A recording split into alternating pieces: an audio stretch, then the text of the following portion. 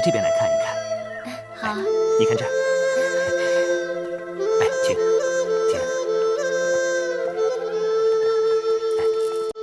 请。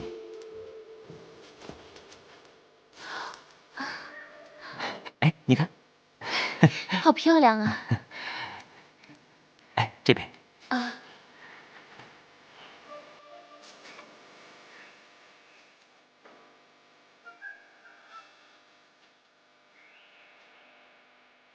哎，这边。啊。请。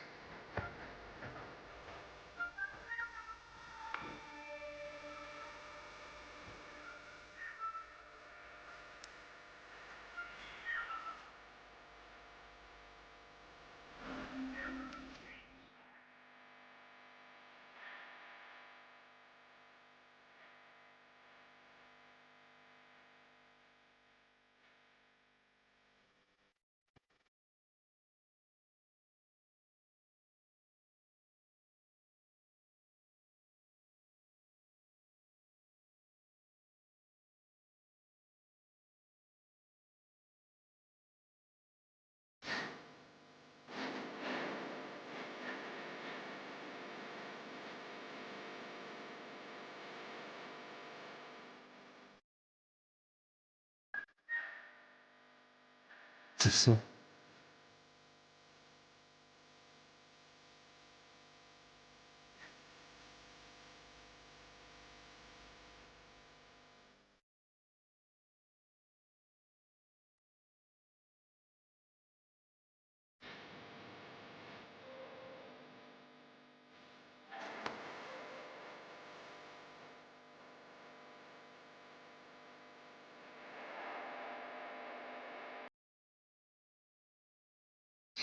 你这儿真是太美了，仿佛人间仙境一般。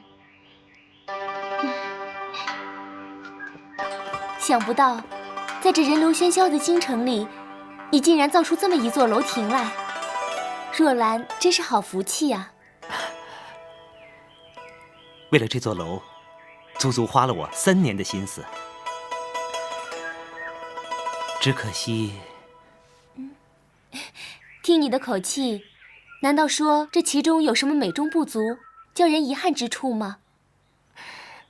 那倒也不是什么遗憾，只是此时此景，不知怎么的，叫我觉得有些迷惘。你是不是又想若兰了？是啊，苍天弄人，涂炭何奈？你与若兰伉俪情深，也只有你们这对夫妇堪配这听雨轩。不，紫苏，我的意思是……走吧，这听雨轩的风采我已然体会了。如果再逗留下去，不免又会勾起你更多的妻忧来。不，紫苏，这听雨轩的风采，只会因为你的到来而更加绚丽。你能来到这里，这是我和若兰求之不得的事情。我只是怕让你因景生情，睹物思人。这原本一件圆圆满满的事情，竟然因为我而破坏了你的心情。紫苏，是你多心了。若兰要是知道你这么说，她一定会心里不安的。但愿如此。来，进去。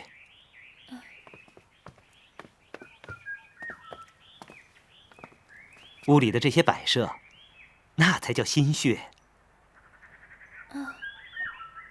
这些可都真是心血呀。用心良苦，老天可见，这可都是为……为什么不说了呢？我的意思是说，这里一切的一切，都是为了一个人做的。你别说了，我知道你的苦心，就像你说的，你对若兰所做的一切，苍天可见。你所有的心血，老天爷知道。我，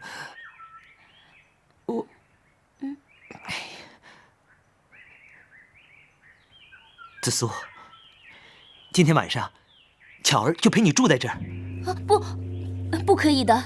这听雨轩是你对若兰所有的心血，我一来反倒喧宾夺主，这怎么行呢？再说，若兰要是知道我先她而住了进来，这对她的病岂不是雪上加霜吗？反正也只有数日的逗留，我和巧儿就只要有间客房就行了。紫苏，你看你这话说的，好像顷刻之间，我们就突然变得生疏了。而且，和你说的正好相反。若兰要是知道你住在这听雨轩，她一定会高兴的。可是，不管怎么说，我心里就是不踏实。你就别再多心了。这里是杜家，杜家的事情，我说了算。哦，对了，快去看看奶奶吧。你要是再不去啊，那坛老醋可要打翻了。到时候我们就要兜着走了。进。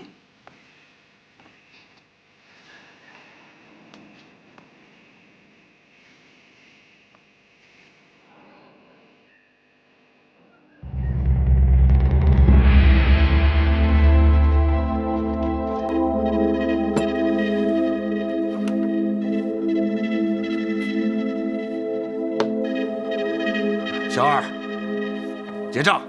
嘿，大爷，一共是2个大钱。哎，好嘞。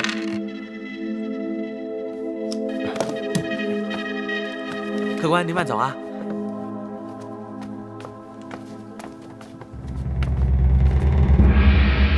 I don't ever slow up, no I don't take shit. I got no love for the fakeness. If you wanna play tough and wanna hate this, I'll always show up.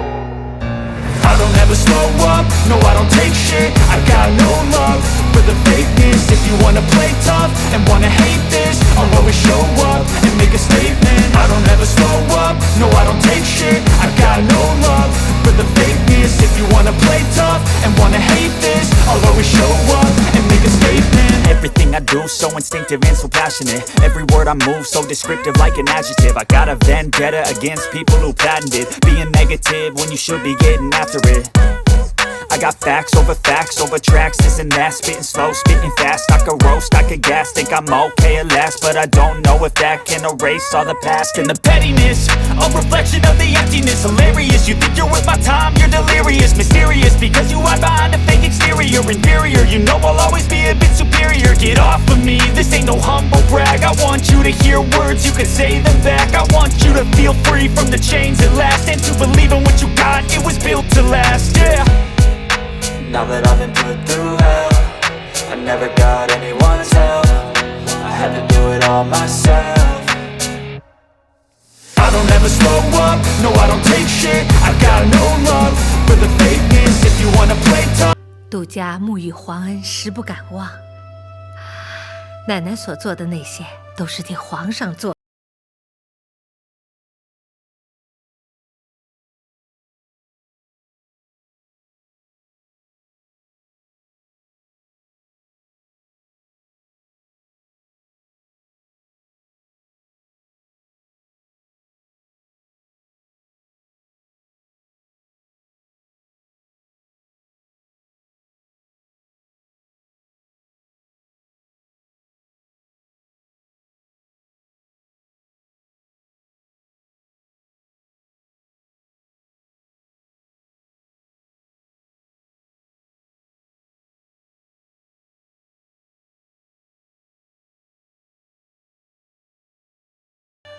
这点，紫苏心里明白的。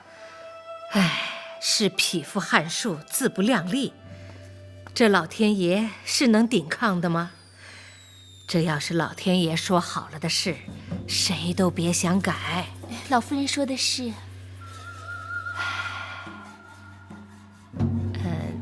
紫苏啊，奶奶有句话，你想不想听啊？老夫人请说。要是明月真的回不来了，你心里可有打算？紫苏没有想过。况且明月现在是生是死都还没个数，这以后的日子，紫苏哪里敢想？啊，明月那孩子，从小是奶奶看大的，奶奶不是在咒他，奶奶我是在替你算计。倘若明月果真有个3长2短，那也只能是紫苏福宝。要是老天爷真这么安排的话，紫苏也只有从一而终，不再嫁了。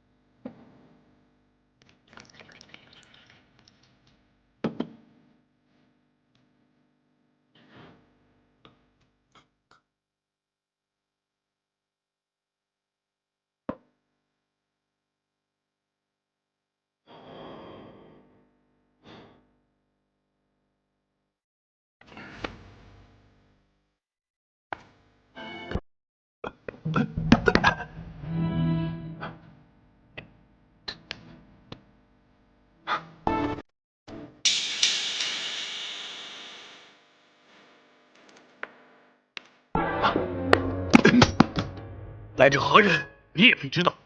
我与你素无恩怨，你为何下药害我？你到底是何人？不愧是列家底子，居然受得住迷药。你这下流鼠辈！你分明下的是软筋散，还说是什么迷药？我与你素无瓜葛，为何竟下此毒手？说我下流，还是你下流？你心里有数。说霸道！哼！堂堂一个相府教头，虽不涉世江湖，但历来受人尊敬。可万万没有想到，你居然做出禽兽不如的勾当！什么勾当？你封人封语，不知所云。俗话说，受人之托，忠人之事，你就认罪了吧。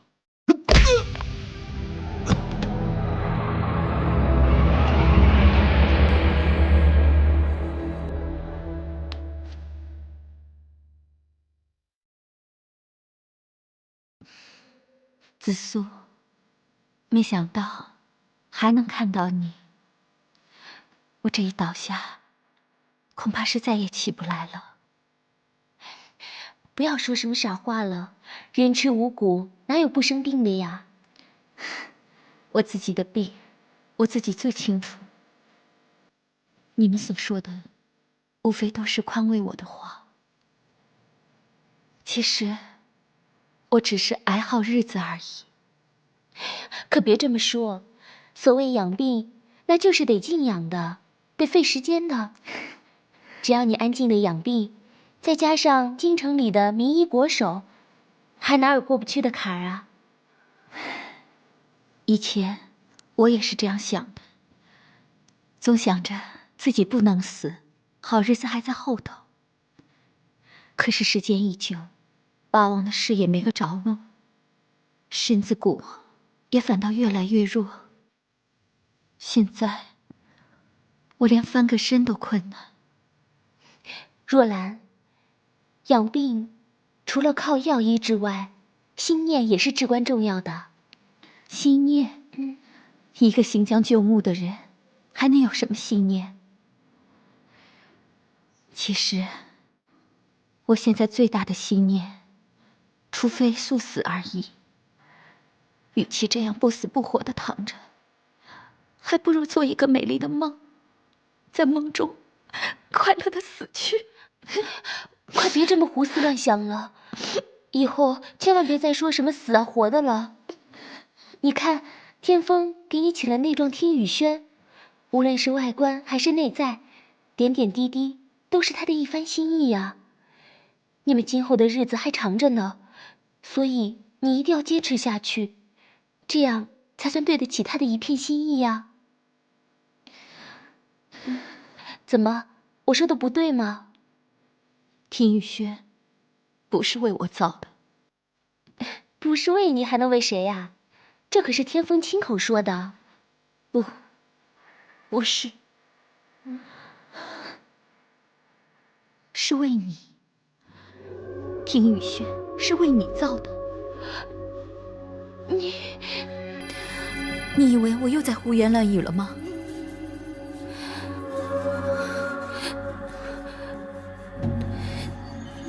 杜孙两家也算是世交，你我同为女眷，虽平时不常走动，但也亲同姐妹知己，无话不说。今日你卧病在床，我好心前来探望，不曾想你竟说出这等有违妇道之言。我别怪我出言无状，那是女人的直觉。若兰，若你觉得我今天来探望你已是多余，那紫苏就此告辞了。不，你别走，让我把话说完。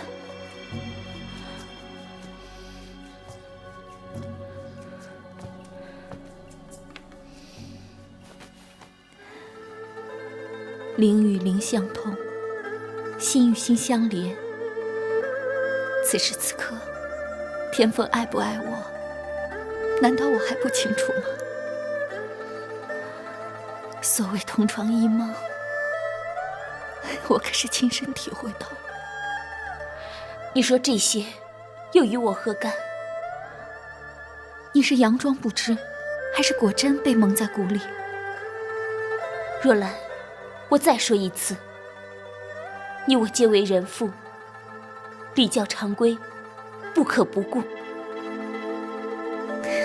看来你是真的不知道。有什么，你就明说吧。紫苏，我知道此刻你心里一定在怨我。毕竟我已经是将死之人，荣华富贵对我来说已经无关重要。但愿有朝一日，你能明白今天我说这些话的苦衷。你觉得我的日子就好过于你吗？明月出门，至今也杳无音讯，生死不知。紫苏，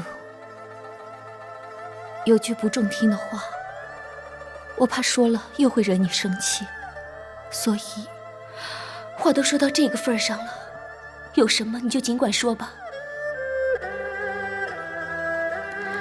明月是回不来了。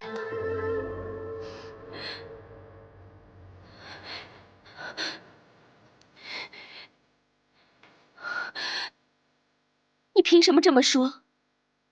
难道你有什么证据吗？那是我的直觉。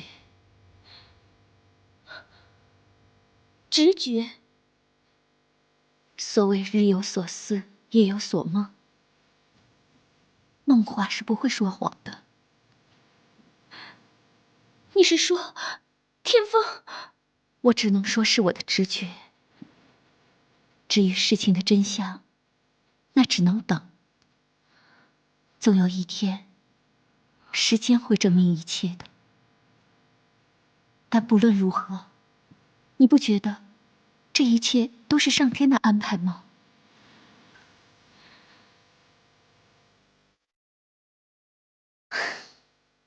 听雨轩，还真配你。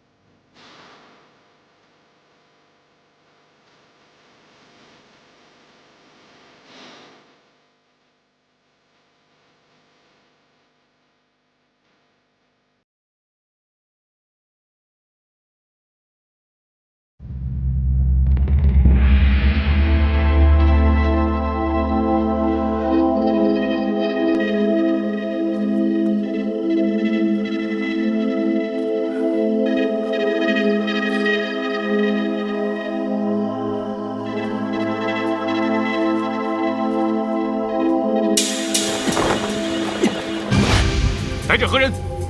为何不以真面目相见？再不说话，我可要得罪了。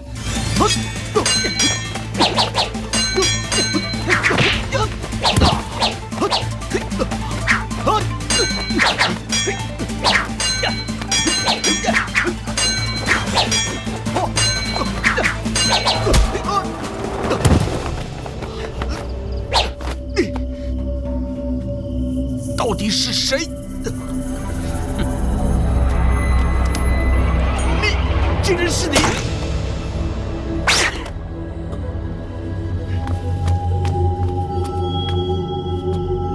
你又是何人？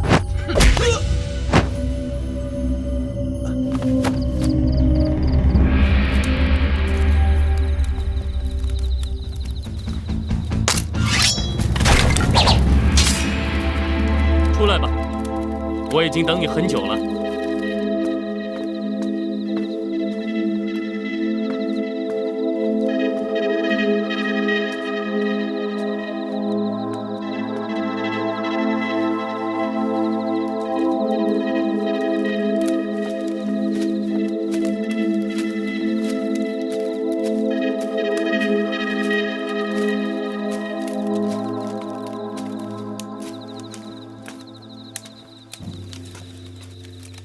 阿弥陀佛。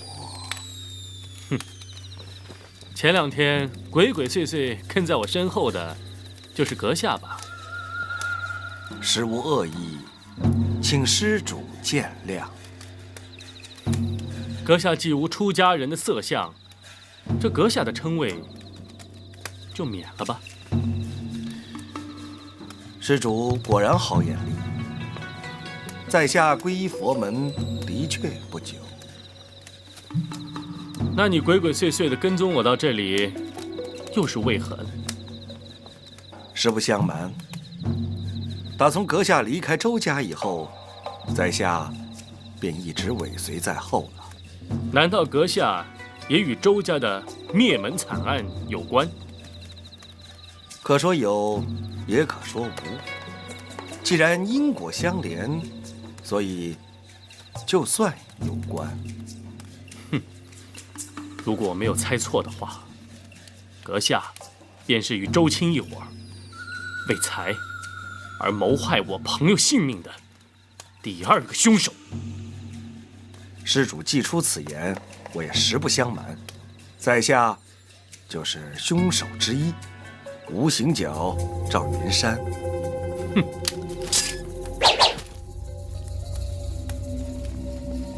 你既然坦白承认杀害我友，难道你就不怕我用你的狗命来祭悼我的网友吗？在下虽生与死无异，孽障不除，己生又有何意？我想，阁下一定是活得不耐烦了。在下已无偷生之念，只是想在临死前把那桩惨事痛痛快快地说出来，如此，即便是死，也死而无憾。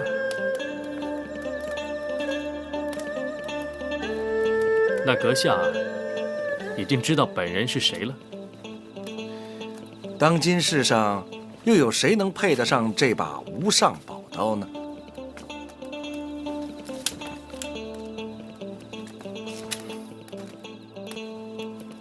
那好，我洗耳恭听了。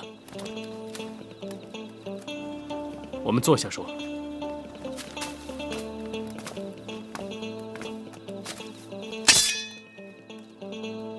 坐。1年前，那个夏天的夜晚，周青突然造访，说是有要事相商。请。云山，你我兄弟一场，素来是肝胆相照，福祸与共，怎么在这码子事上，你变得这么犹豫不决呢？大哥，这毕竟是谋财害命的事。知道，这我比你清楚。可是马无夜早不肥，人无横财不发呀。这毕竟是500两金子呢。别说是杀个把人，就再多2个，我也干了。那这江湖道义就不顾了吗？别说了，明天晚上，西郊城外乱坟岗边，你若是来了，我这当大哥的多了个帮手；你要是不来，那就算大哥揽了个独活，你三思吧。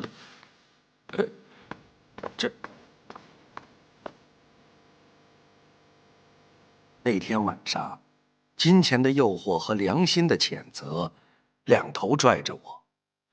事后我才知道，金钱占了上风。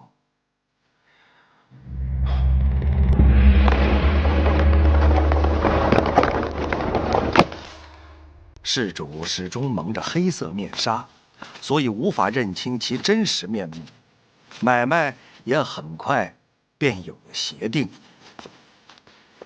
至于咱兄弟俩的酬劳，阁下是不是也？事成之后，一次付清。那万一这桩买卖有什么闪失？不准有闪失。事若不成，二位就要付出代价。代价？什么代价？咱们又没白纸黑字的约定。事若不成，用命来偿。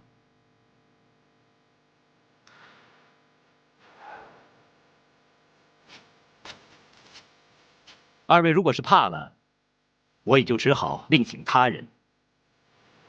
到底是500两黄金在作祟，加上事主这一激将，周青当场便答应了。为5斗米折腰的事都有，难道我周某就不能为这500两黄金试试胆量吗？好，一言为定，成交了。好，3日以后到福祥号去取货吧，后会有期。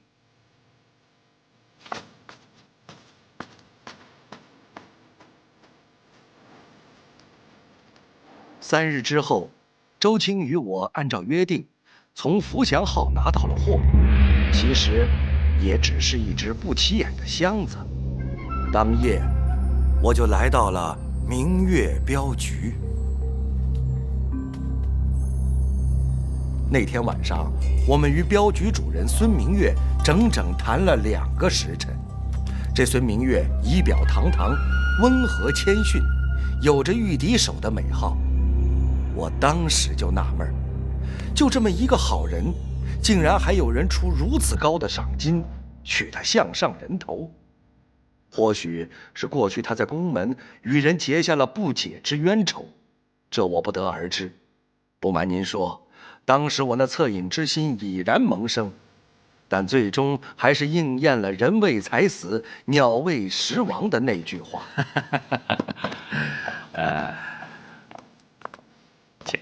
那孙教头，您就请留步吧。我就不送二位了。好啊，告辞，告辞。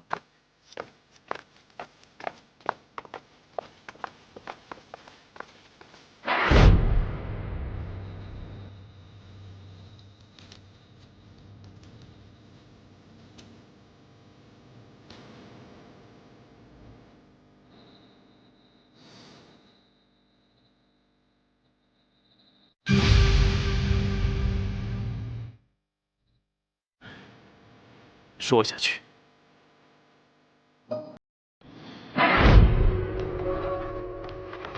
自从离开明月镖局之后，周青与我便早早离开了京城，因怕误了正事，我俩提前多日埋伏在临风界碑的树林里，没日没夜地等着。果然，在10日之后，孙明月押着镖车出现了。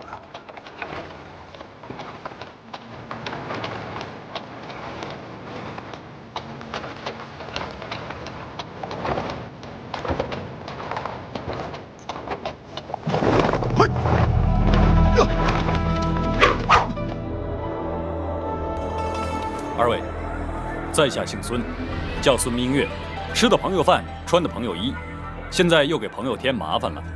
我与二位若无恩怨，便请二位移驾让道。倘若是明月得罪了二位，也请二位出示身份，好让明月赔礼道歉。少废话，今天就是要你的命！眼看周青与我2人联手，竟然也不是孙明月的对手。虽然周青招招都是狠手，但孙明月也只是招架自保，毫无伤我2人的意思。可是就在他分神去照顾那2个伙计时，周青使出了卑鄙的手法。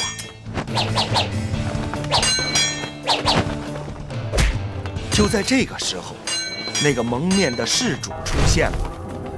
他走向孙明月，打量了一会儿，缓缓抽出刀来，就这样一刀一刀地砍在孙明月的身上。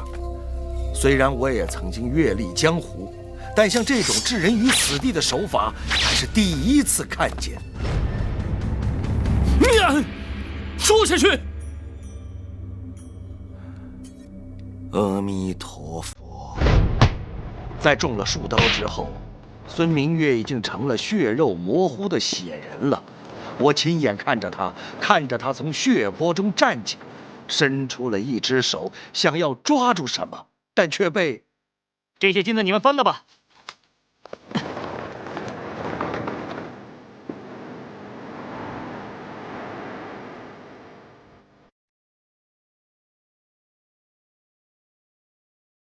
也许是报应，就是那只紫竹笛，致使周青一家惨遭灭门。而我呢，也时时刻刻在想着哪天才是我的长命之日。施主动手吧，云山已经活得太久了。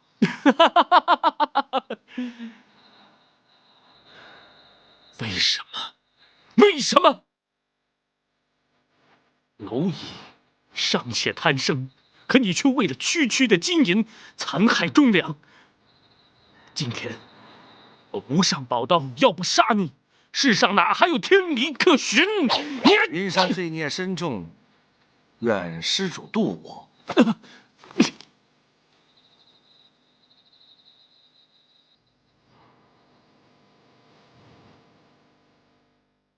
我的无上宝刀从来不杀以毁以物之徒。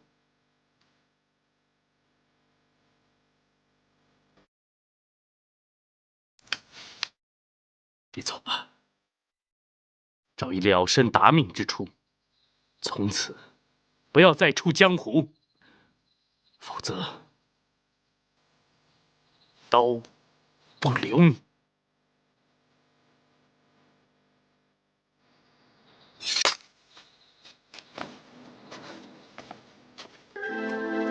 施主，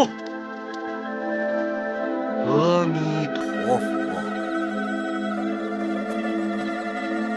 引我涅槃之路。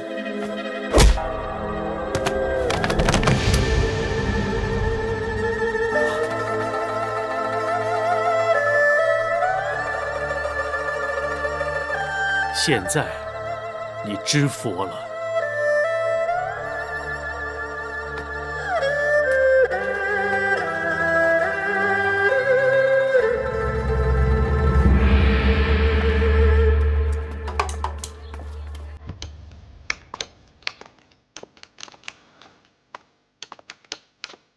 少爷，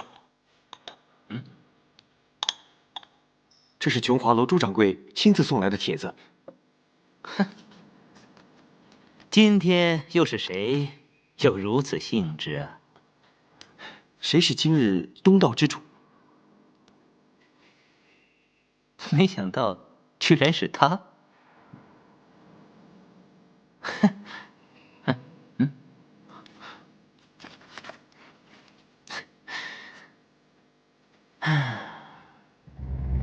白玉堂。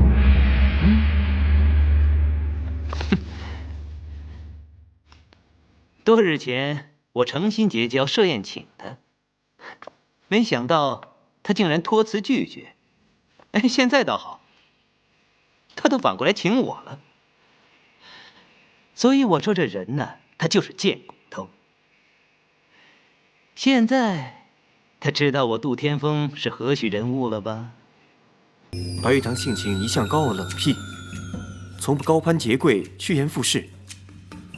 依在下看来，今天这张帖绝不是因少主人身份而下的。在下以为，白玉堂是无事不登三宝殿，他设宴相邀，是由旨而来。说下去。在下以为，这将是会无好会，宴无好宴的开头而已。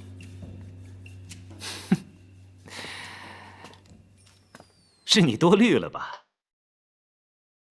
我与白玉堂素昧平生，更无瓜葛嫌隙。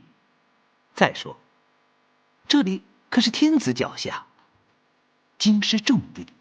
哼，果若是有什么事情不可收拾了，那我倒要看看他白玉堂是什么三头六臂的人。白玉堂行事素来与一般江湖人物不同，你就别杞人忧天了。说白了，若是他白玉堂识好歹为我所用，那是最好；若是道不同不相为谋，那也不伤和气，顶多形同陌路而已嘛。公子所言极是，呼言是多虑了。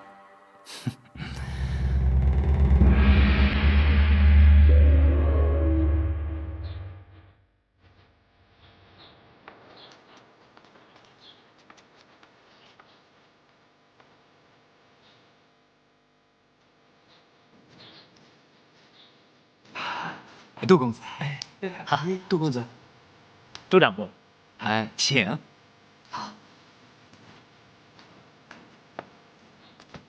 请。请。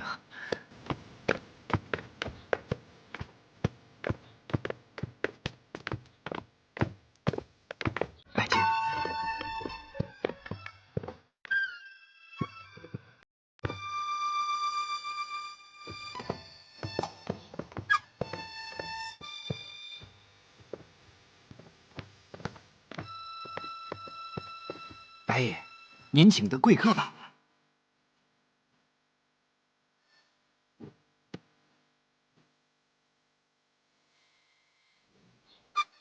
大驾光临，数位远迎。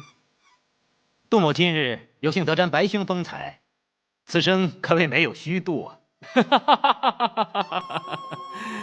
我白玉堂只不过是一介平常武夫，经不起你的这般抬举。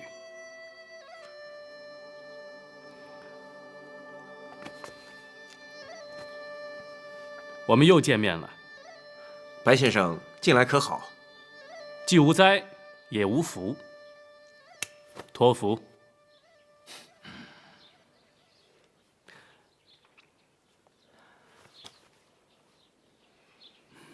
杜兄，请，请。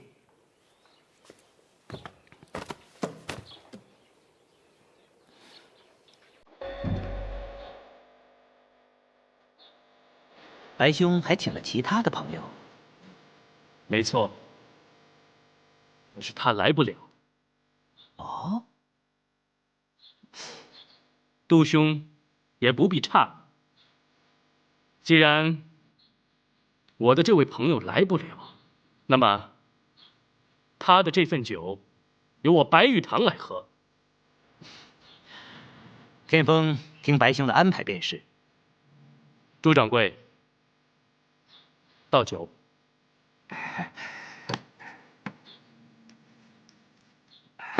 行，您请。我白玉堂一向快人快语，最是看不惯那些扭捏作态的应酬。这第一碗酒，就算我白玉堂有理了。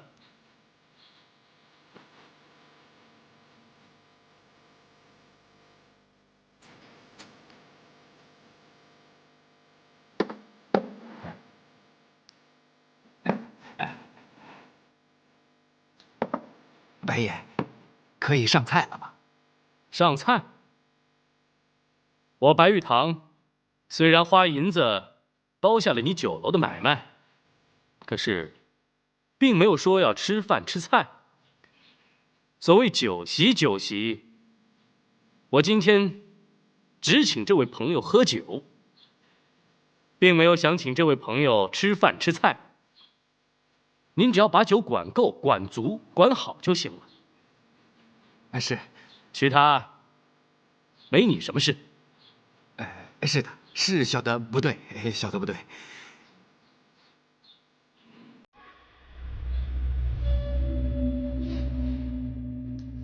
至于这第二碗酒，那就算是我朋友敬杜兄的吧。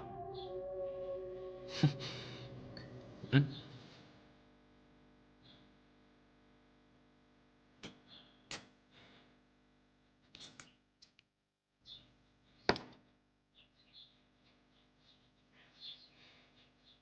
掌柜的，倒酒。是。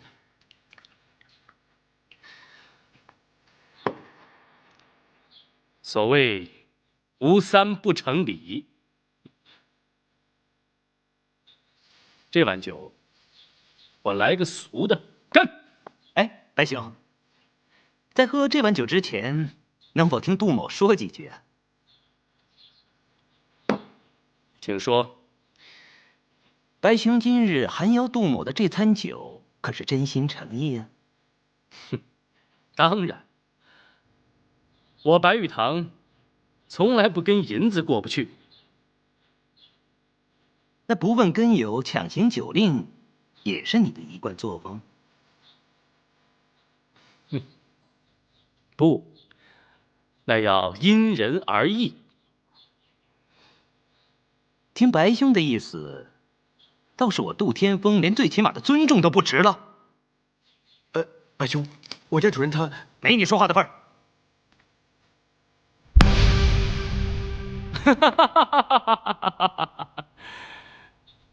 车马衣裘，朋友与共的堂堂当今孟尝，怎么连这几碗酒的量都没有吗？看是跟谁喝？好，这就是我白玉堂的调调。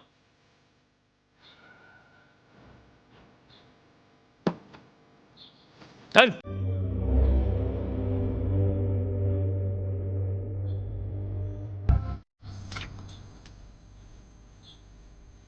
朱掌柜，倒酒。好。把这杯酒也满上。是。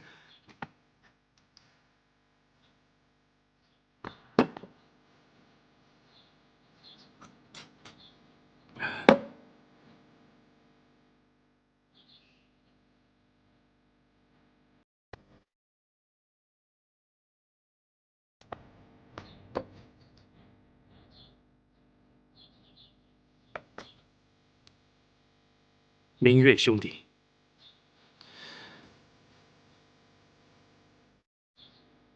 这杯酒，我白玉堂替你喝了。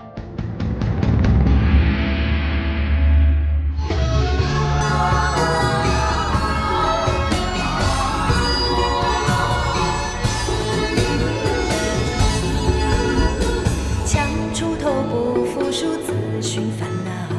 天外有天比你高。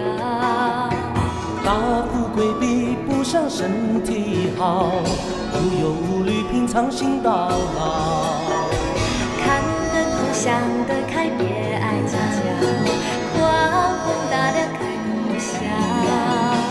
我朋友要比多仇人好，让人一步世界大多了。真心好，久了总会被看到，不需要记住让别人知道。忠诚多，友谊才是宝，尝过人情冷暖最明了。现在讲谁傻瓜言之过早，人会好心有好报。人生有什么才不算少？